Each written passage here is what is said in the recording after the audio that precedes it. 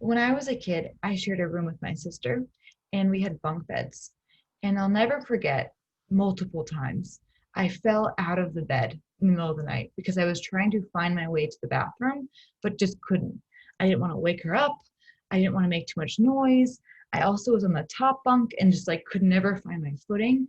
So oftentimes I would try to like just feel around in the dark for the ground or for the door, and I really just failed. Maybe you've had that feeling before. Maybe you don't share a bedroom with your sibling, but maybe you've woken up in the middle of the night and just have felt completely disoriented. Like, where am I? What's happening? I'm just trying to go to the bathroom. Well, readers feel like that sometimes when they read our stories and we haven't turned the lights on for them yet. Just like how when we are trying to find the bathroom so desperately in the middle of the night, we just need to find that light switch and turn it on. We need to do the same thing for our readers when we are creating stories. So right now, will you look at some writing with me? This is my neighbor Oscar's writing, and will you think with me, what could we do to help him?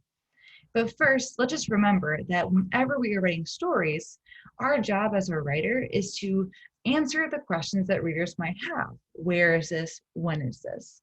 So I'm already telling you that I have these two questions. So maybe you can help by thinking where and when, or what kinds of details could clue people into where and when this is taking place. I didn't know what to do. I looked at her. Hey, are you mad at me? I asked. No, are you mad at me? She asked. I took a deep breath. Now, I don't think so, I said. Great, then let's race. These characters could literally be anywhere. They could be on the moon for all we know. So let's just pick a setting, right? We just have to pick a setting. I'm going to tell you right now that this story takes place at the beach. Okay, so it takes place at the beach. So how can we add some details in? I didn't know what to do. I looked at her. Maybe we could say like where else she is. I looked at her. She was working hard at her sand castle,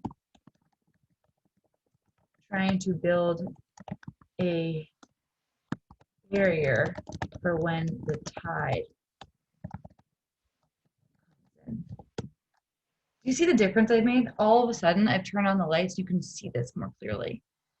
Maybe I could add another detail later on too. Like, are you mad at me? I took a deep breath, sat down, or took a deep breath and looked toward the ocean. And then now you know what's happening next or where we're going next. We're going to start running toward the water. Great, then let's race. And we took off toward the waves. Do you see how I just turned the lights on for Oscar? Made a huge difference by adding a couple details, saying where and when this is taking place. Now, here's the big thing. I don't want to just say this story takes place blank and it takes place during this time blank. That's no fun. We want the readers to kind of like walk into the story or for the story to kind of like appear around them. So we need to help by turning the lights on so that they can see all the stuff rather than just tell them. So right now, maybe you look at your story and just read through and see, are there any places where I have characters that are just kind of like floating in the dark? Could I turn the lights on? Are there any places where readers might be wondering where and when this is taking place?